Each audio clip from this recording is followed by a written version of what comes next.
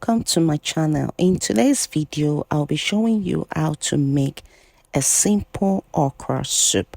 Here is my okra, usually called finger lady. So I'll dice my okra to the size I need. So depending on your preference, so I'll dice some of the okra, then I'll blend some of them. So the head of the okra has a lot of benefits, so you don't throw them away, you blend them for use in preparing this okra soup. So let me dice this okra first before we dive into the business proper. So this is my diced okra and is ready for use. So I'll be blending the others for this food. So look at it, guys. Keep